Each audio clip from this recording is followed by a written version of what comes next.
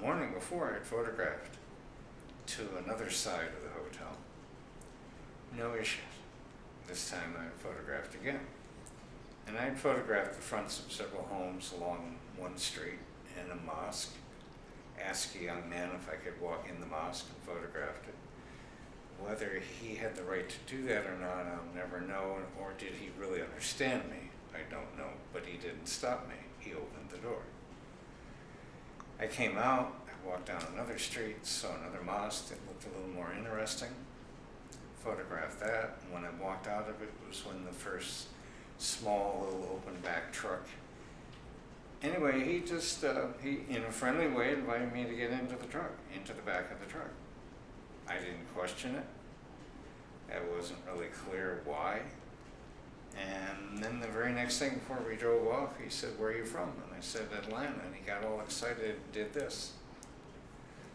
And then we drove off, short distance, to the entrance to whatever this so-called secure facility was. In about an hour or less, the same fellow who had asked me for my passport, my cell phone, and my camera came back, got me out, took me outside, and we then looked at my images on the LCD screen to where I showed him what I had photographed, which was the houses and the mosque. And then he said, "Don't photograph secure area." And I asked him twice at least, "Please explain, what do you mean by that? Do you mean the houses or this side of the street?" I didn't even look behind me. Another fellow was standing with him in a different kind of uniform, different color uniform.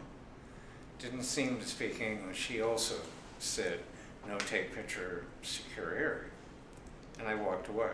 So I started walking on the opposite side of the street.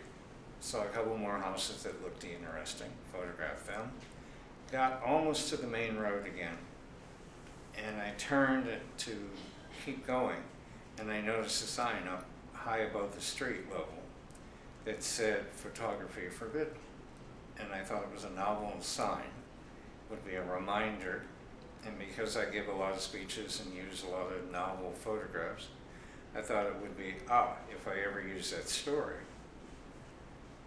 I would photograph it. And then I continued on. Within less than 5 minutes, I was picked up again by two other people, two other men, also in that same white, gray, black camouflage, in another small truck. And that's when the next 4 weeks started.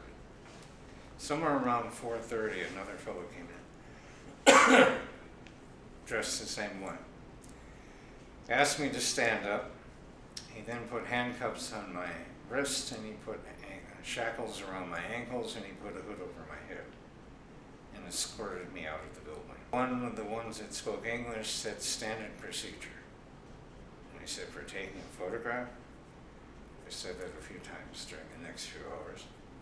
Only once did it sink in, and one of the people did not put handcuffs on me once because of that. Well, I'm getting to midnight now, so that's 16 to 17 hours since I was picked up the second time. Then they took me to another part of that building where they interviewed me again. There are a lot of details that goes on and on and on. Wow. Until finally they took me to the jail and dropped me behind the bars at 3:30 in the morning. It was the next night, or later that day, that I took over one of the cells, one of the single cells, and that's where I stayed for a couple nights. And then the last 2 nights in the jail, I stayed in a common room. There could have been 12, but I think there was only 8 of us in the room. I got out on the 28th day. Yeah. Was home on the 29th. I think that's how it worked out. 21st to the 21st to the 19th. The lawyer was extremely dramatic. As I've told many people, he made Matlock and all the lawyers we've ever seen on TV or American movies look like a joke.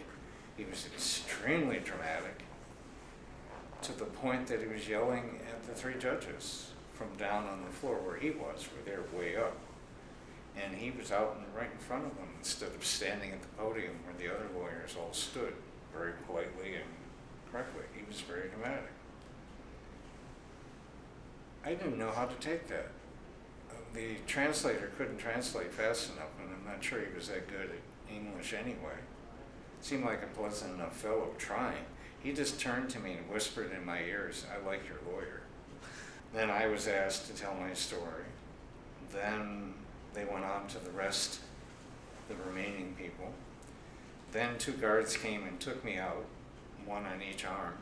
They didn't handcuff me, they just took me by the arms and led me to what I only can guess was the judge's chambers. Or sat in this small room, and once again the lawyer approached the judge's table, and once again it was extremely dramatic, but this time he was less than 2 feet from the judge's face.